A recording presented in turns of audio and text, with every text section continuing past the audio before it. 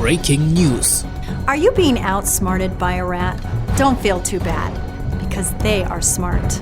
Rats aren't only smart, they're also kind to each other. Rats can learn and adapt about 10 times quicker than us as humans. Rats have been known to share food with other rats and have even been known to figure out how to open another rat's cage to set them free. Hola a tots i a totes i benvinguts a Literrates, un podcast on el periodisme també és literatura. Estic acompanyada per la Verónica Ridolfo Pisati. Hola a todos. I jo sóc la Mariona Jerez i nosaltres som Casi periodistes.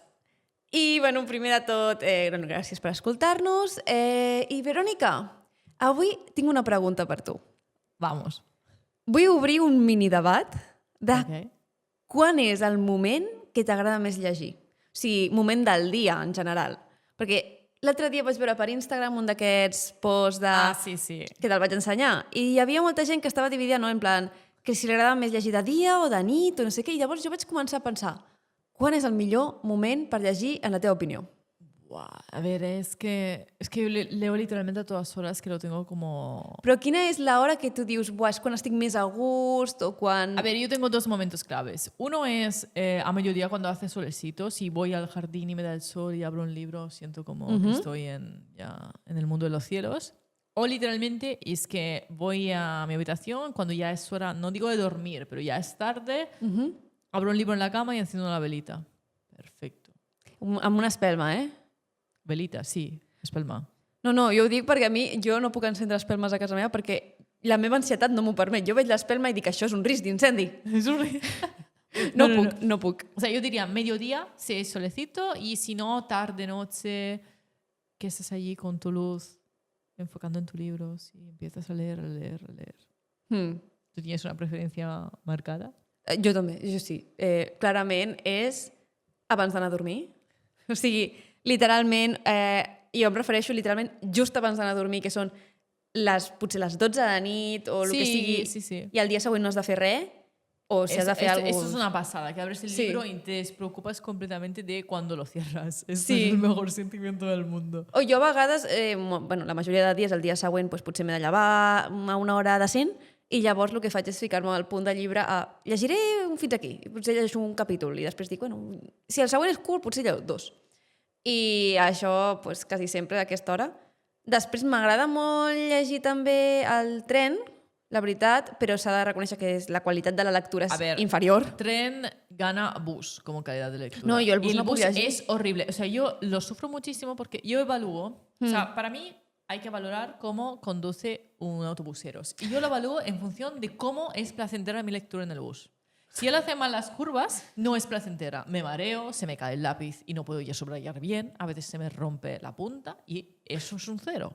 Si haces bien las curvas, yo puedo leer, me mareo menos, incluso puedo subrayar sin que salga todo torcido, ¿sabes? Porque luego, como se lo explico yo a Dostoyevsky, que he subrayado tan mal las frases. Jo, si soc sincera, jo no puc llegir el bus. No, te mareas. Molt. Jo al tren em marejo si no vaig de cara cap on va el sí? tren. Sí. Pero es que el tren, como es estático, puedes subrayar bien, puedes leer mejor y la vida te sonríe. En el bus no te sonríe. Bueno, és estàtico fins que estàs intentant escriure un idioma estranger i llavors notes que no pots fer els deures al tren. Correcto. Ese es relativamente estático. Sí. Es menos mareante, vamos a decir. Sí. I també tu dius això del sol al migdia, jo sóc del team pluja a casa amb una manta. Hombre, esto sí. Esto Eso, es un llegir mood, amb la manteta quan plou, vamos, Déu de Déu. Déu de Déu.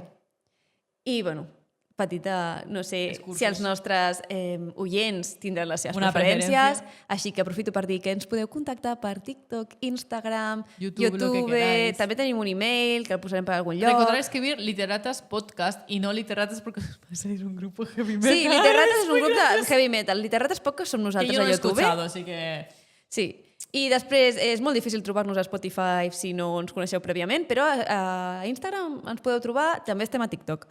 Correcte. I bueno, si ens voleu deixar quan us agrada llegir vosaltres, pues, és curiós, no? Hi ha molta gent que li agrada llegir de nit. Sí. Jo crec que és el factor aquest de relaxar-se, no? De Sí, dir, que ja no hi ha res de més. desconexión total. Sí. Es como que te desconectas y venga. I també està el factor silenci, crec jo, perquè Sí, jo, per exemple, jo llegeixo amb música i sense música. M'és igual.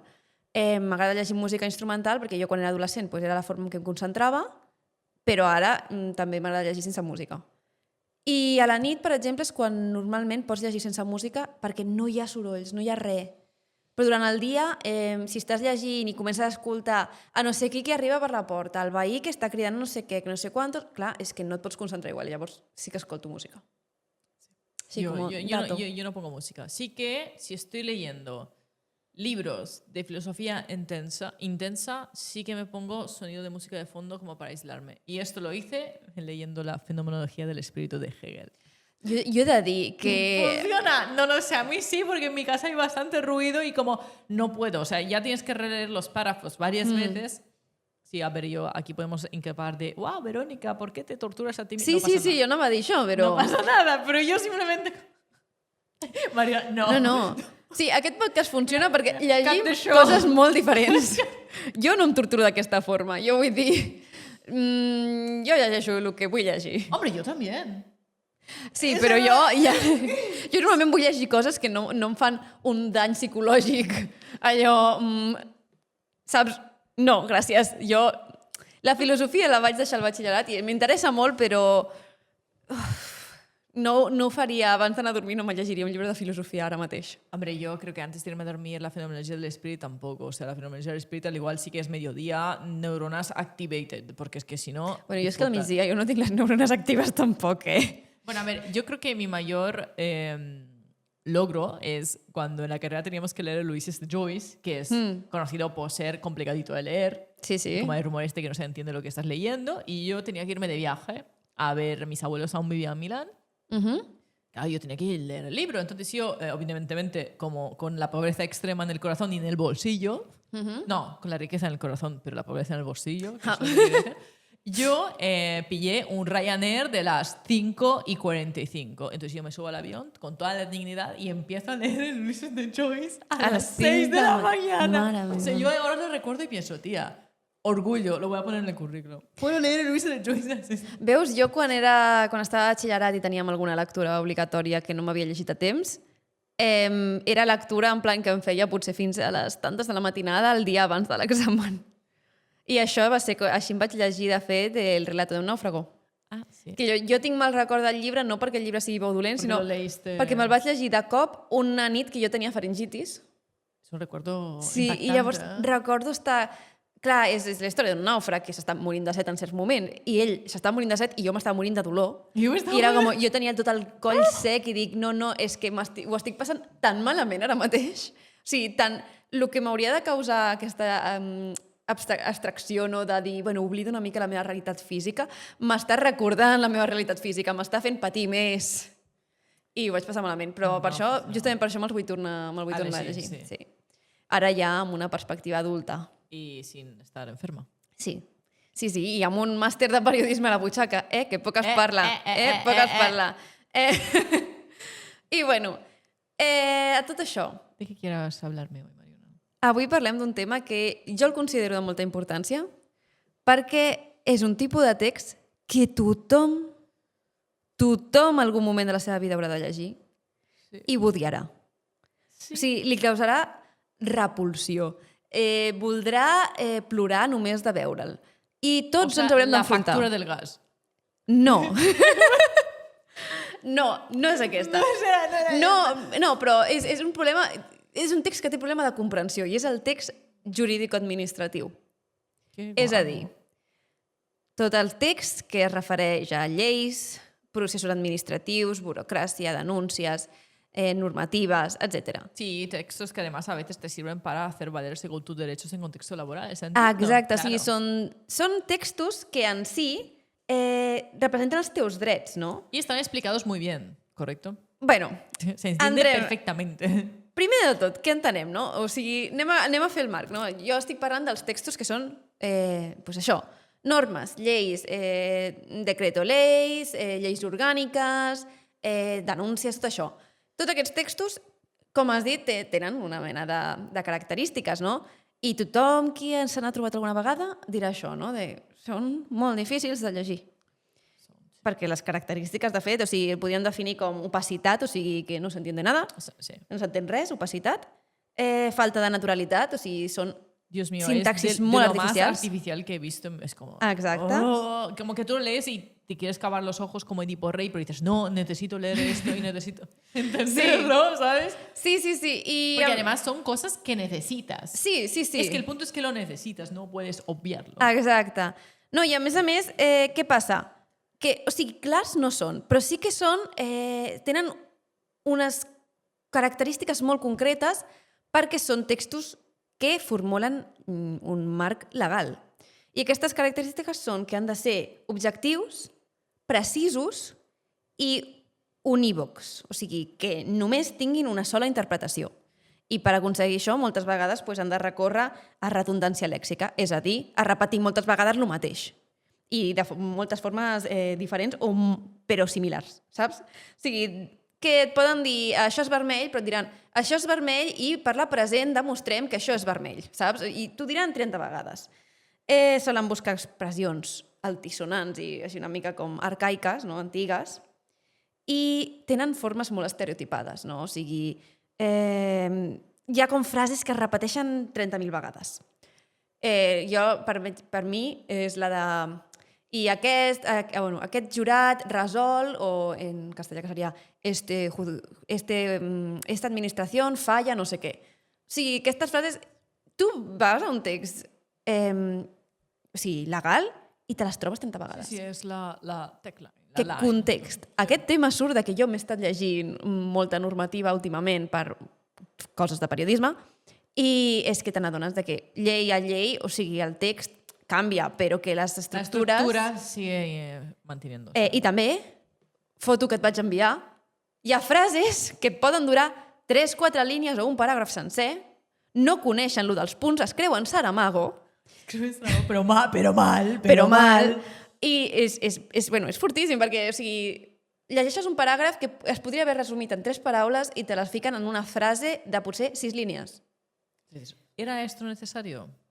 La cosa és, tècnicament sí, perquè l'ho dit, hi ha aquest tipus de redundància lèxica perquè són textos que creen un marc teòric de lleis.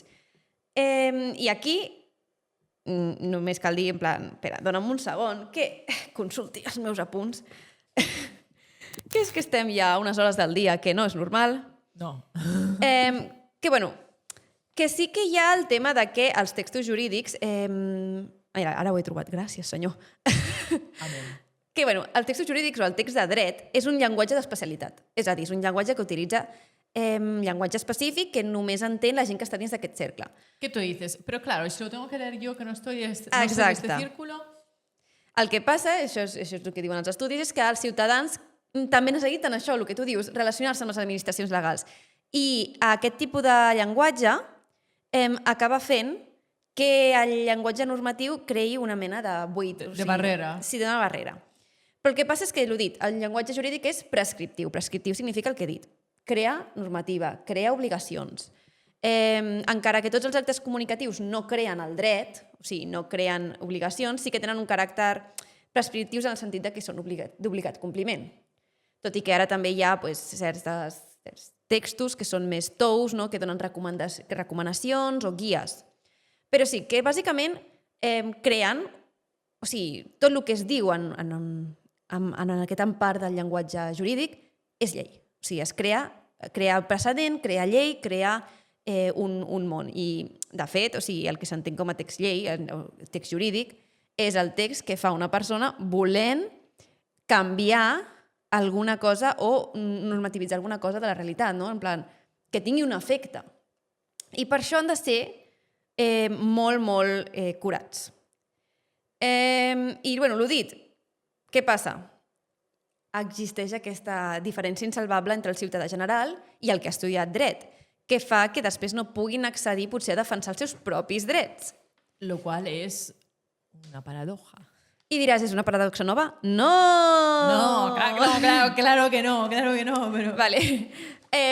Ho he trobat curiós, vale? Que això de que els textos legals hagin de ser tan com delicats a nivell de terminologia i de que siguin tan específics, ja ve del temps d'Alfons X. Muy bien. Sí, o sigui, que ell deia que l'escriptura de les lleis havia de ser feta per homes savis i entesos i amb molt bones paraules i molt ben elegides. Que vindria a ser de que s'ha d'anar amb compte, perquè si una llei es pot interpretar de formes que van en contra de la moral que es vol imposar a partir de la llei, doncs no serveix de res.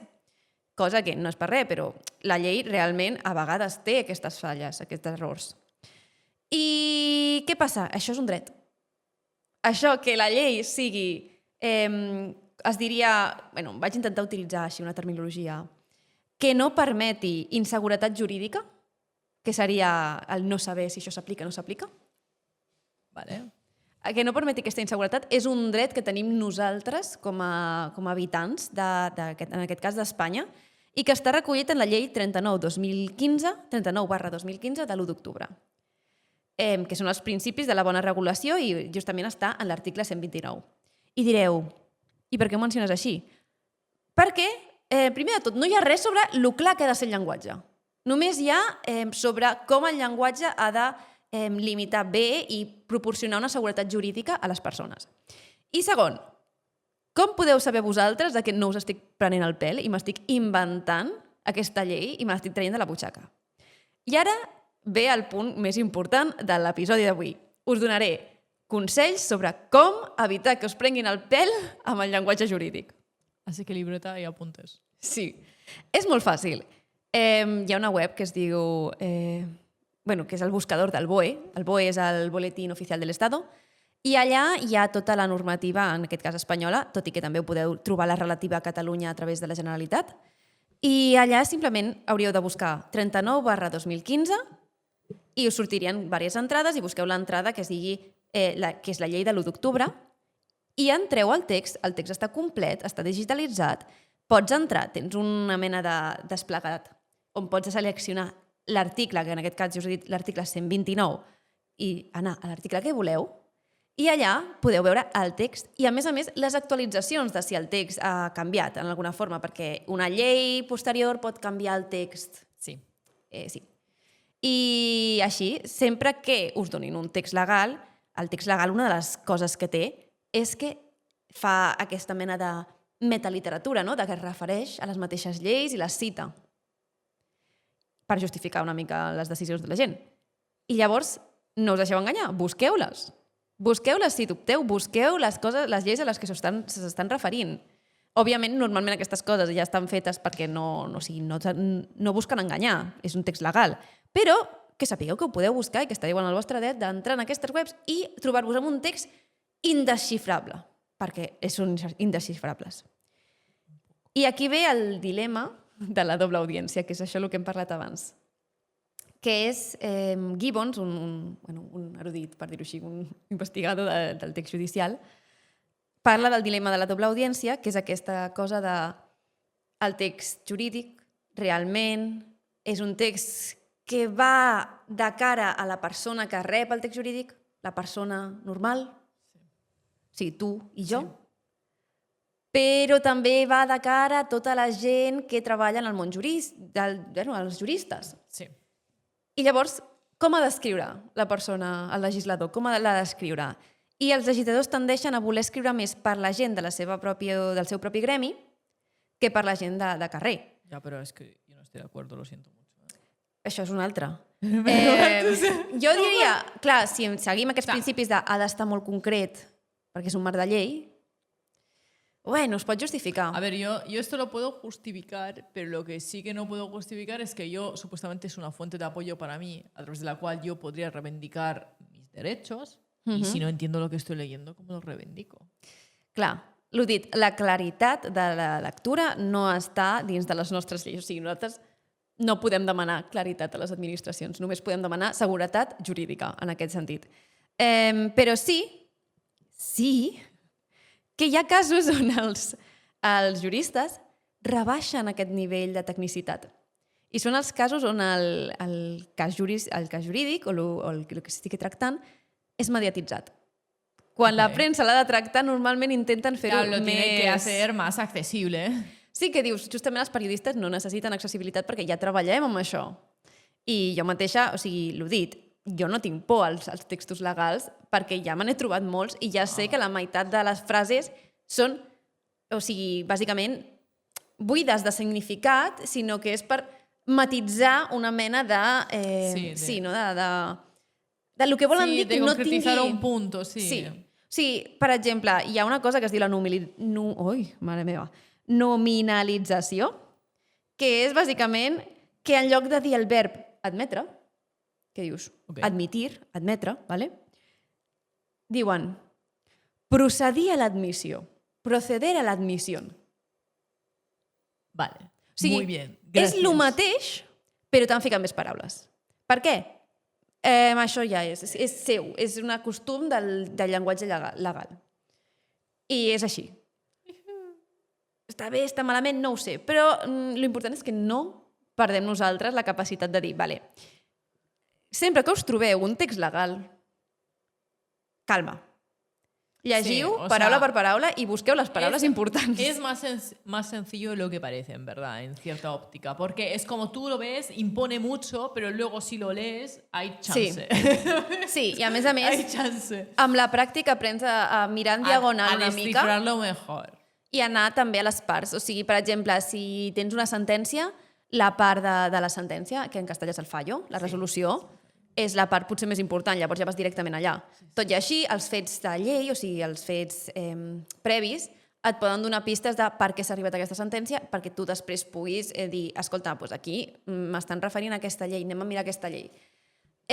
Així que, en general, sí que vull en algun moment, i ja us ho adelanto, en algun moment vull fer un petit reel de consells per entendre el llenguatge jurídic i on buscar textos jurídics i com defensar-se. Muy útil. I sobretot, o sigui, també s'ha de poder acudir als advocats i tot això, però clar, hi ha una frontera monetària. Sí.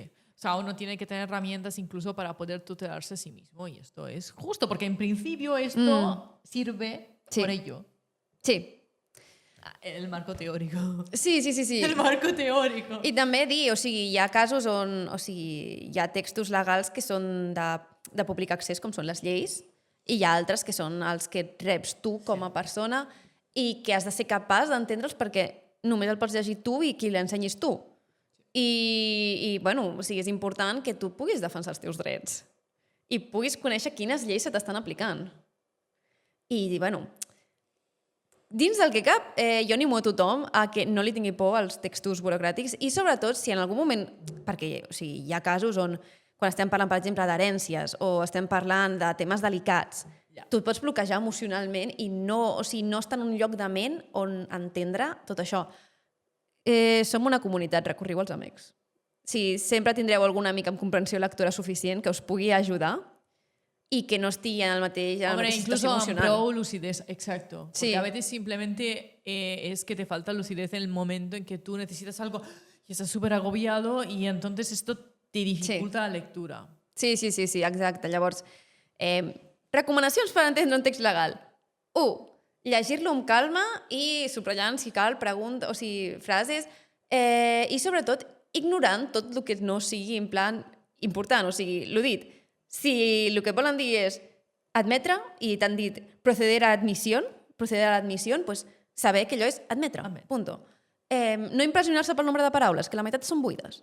Correcto. I després, revisar les lleis que se t'apliquen i confiar en la gent del teu voltant que et pugui ajudar i que tu no t'agobis. O sigui, és molt important. És com els textos legals senten la teva por. Sí. Pueden oler el miedo. Exacto. Així que és important no deixar-se...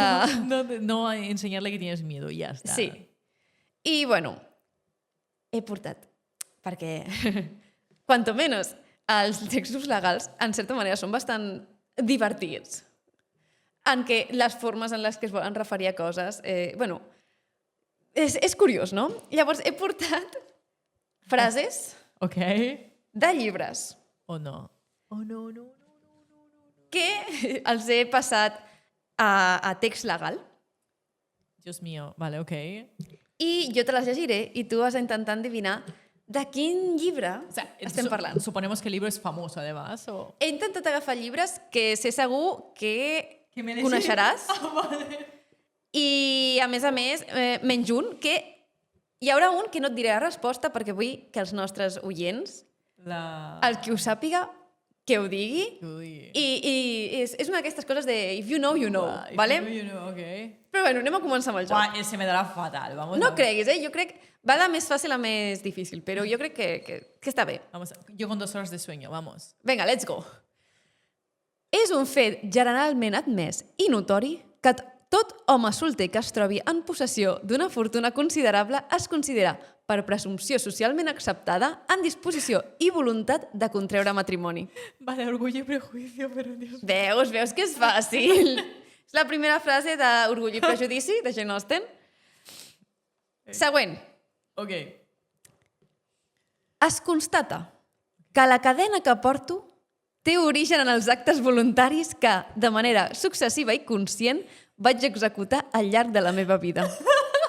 Tío, el pobre Marley, tío. Veus com els anaves a conèixer? Ay, pero qué gracioso, tío. ¿Te imaginas si lo hubiese dicho así al Scrooge y dice, ve a tomar aire, És que... fantasma? Sí, o sigui, realment, tenir l'habilitat de parlar en legal és graciós. És guai, Dios mío. I a més, o sigui, és una mica... Els textos legals són com quan has d'escriure una redacció i tens límit mínim de paraules. És això. Eso, usas esto. És això, literalment. Vale, el següent ja és una mica més difícil, ara ja venen dificilets. Dios mío. Però bueno, confiem. Es fa constar que l'odi manifest ha generat un infortuni general.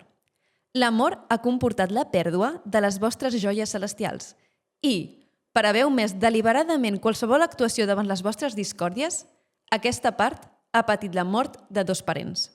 En resultat, totes les parts queden sancionades pels fets. Vale, a ver, vamos a probar.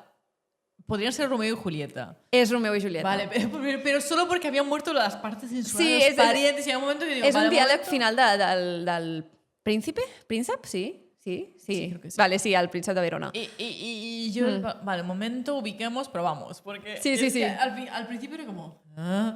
Sí, és que ja et vaig donar un exemple. Hi havia la frase famosa de què se asoma per la ventana...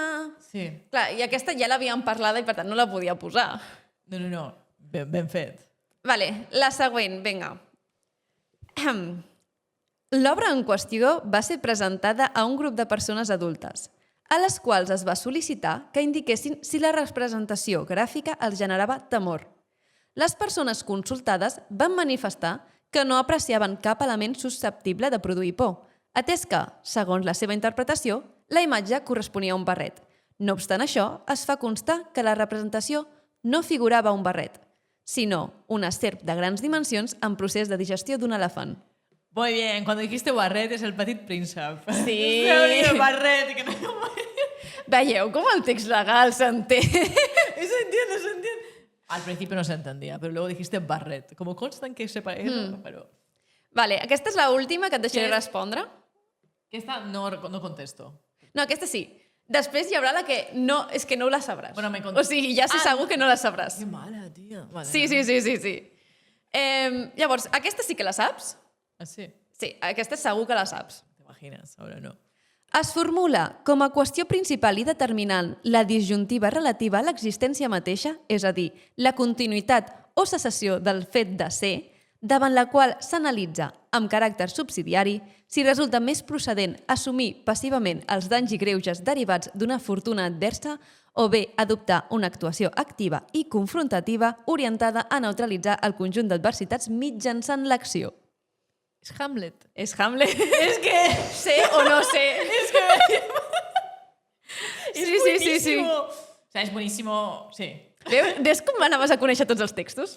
Sí, ahora me siento más feliz. És que, a veure... Sí, no t'anava a posar un llibre que em qüestionés que coneguessis. O sigui, no me t'anava a posar, jo què sé, el llibre que em vaig llegir jo de la Xina tradicional, saps? No. Aquí habría fallado. A ver, yo estaba predispuesta, al igual es un libro del que me ha hablado Mariona, entonces estaba como en el chip, ¿sabes? Sí, como la pero... vaca marina. Ahora podría salir la vaca marina. Ui, ¿sabes? sí, però no, que, home, no anava a fer això. Dic, que siguin també que els oients com que puguin jugar a endevinar-ho, no? Així que l'últim és només pels oients, perquè sé segur que no el sabràs.